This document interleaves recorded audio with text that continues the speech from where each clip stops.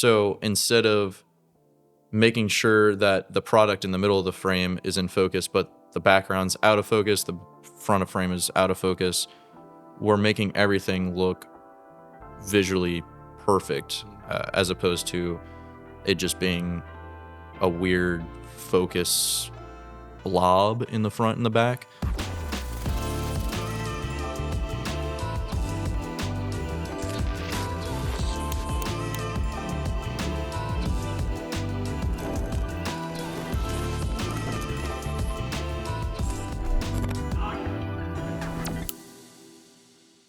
Today we're going to talk about focus stacking and a little bit of what that is and how we're able to use it to make our photos even better than they already are when we're shooting. So to explain a little bit of what focus stacking is, essentially what we do is we take a amplitude of photos, so a certain number that is necessary for the focus plane that we're on, and the focus point will jump from the beginning of the frame all the way to the back of the frame, each photo. So it'll move from the front, whatever product is there, all the way to the back. And we're able to get everything in focus by using a software system, which we use through Photoshop. But we're able to line all those photos up and then mash them together to create one photo where everything is in focus.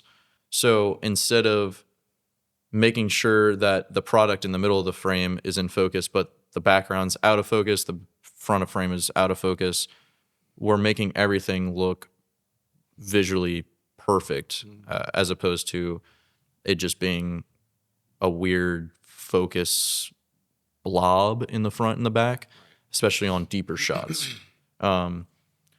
So, Sean, tell us a little bit about, I know you used it on a white background photo recently, which is not a super creative piece usually, right? But you were able to kind of make it a little bit more, like, I don't know, just explain it in your words how it helped out with that. Yeah, so I had to shoot leashes and collars and needed them to be together in the photo, and the leash was on one side and the collar was stacked on top of it, but the way that it looked good, the collar was a little like farther back in the frame than the leash. So the front of the leash was catching really nice focus, in the back, not so much. So we used photo stacking, and it looked so much better when we ran it through Photoshop, because if you were to just focus on the front and then focus on the collar, you're still going to get like, if you go to like hand do it, I guess you could say, you'd still have like a little bit of fuzziness here and there throughout the picture. But when you use that focus stacking, it just looks like, I don't know, like you're looking at it with your eyes instead of having to adjust. It's really nice. It's really nice. Yeah, you're able to kind of show off the full greatness of the product, the full like prettiness of the product, and show exactly how authentic the leather was in this case, or how nice the product is in a grander scheme. Like if you're just putting one piece here, you don't necessarily need that. But if you're trying to show, like in his case, as a combo deal, you get to buy both. You want to be able to show them together. So you want to hook them together. You want to show how they make sure the leathers are the correct color, make sure they match, all that kind of stuff. And this is a perfect way to use it for that. In my case, I know Paul was mentioning we just use it for a recipe shoot, which you would think maybe it's not super useful for that, but Wade did some great recipe videos, and I was creating photos to go along with those recipes. And we had this table, and we kind of laid out a bunch of ingredients and a bunch of the food after it was prepared along the table with the product. And I was shooting at an angle to where not everything was going to be in focus. It was literally impossible. Even how wide out you wanted to shoot, it wasn't going to work. So we would stack, and we did, I don't know, 7 recipes, I think, and a few photos for each. So we would stack it, and it came out beautifully. It'll put on the screen. It's nice poppy colors, but it makes it to where you can see everything, and it's a much grander photo than it would have been previously. It's super useful when you're doing anything with depth that you want everything to be in focus, rather than having to cut out everything individually and place it. It kind of looks a little fake. The software does a really good job lining up and matching it. Because one thing too with the focus stacking in camera is when the camera is switching its focus, it kind of shifts a little bit. The whole image shifts. So if you were to go line that up yourself, it's going to be super hard to match it perfectly. So the software aligns it, makes sure everything is looking good, and then gives you that crystal clear, pretty picture.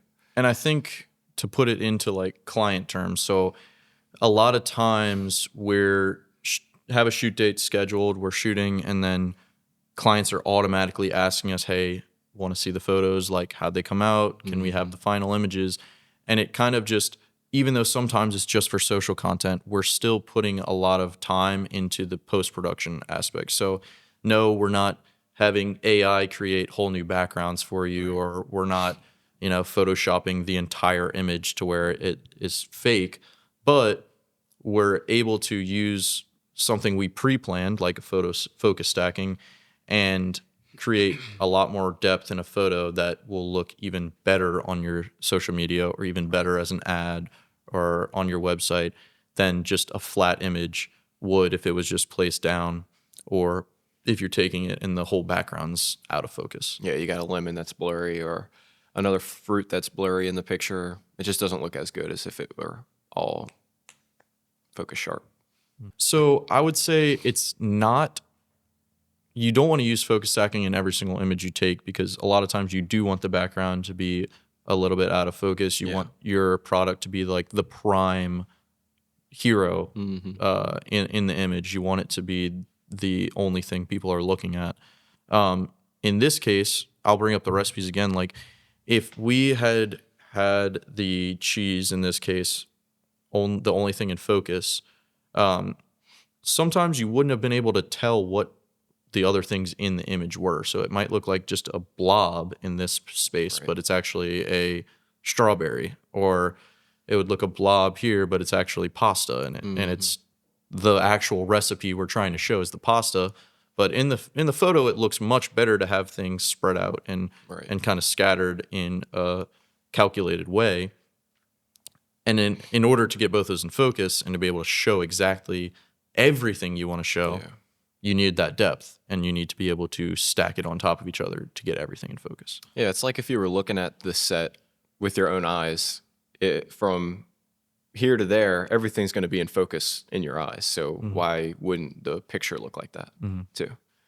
If you have something that's super far away, you kind of would want that blur because you can tell that there is a lot more room than 30 centimeters on a picture. But with your eyesight, 30 centimeters is probably in focus next to each other. And yeah, so I think at the end of the day, when you are thinking like, why does post-production take so much time, or like how much thought is really going into these social media posts and social media photo shoots specifically, remember there's more going on behind the scenes than you even realize. So focus stacking is one thing, other color correction and other, especially video editing, is a whole nother process that's not preparation, not on the actual shoot day, but it happens after the fact. And so we're just trying to get the best product possible that we can get for the client. Well said.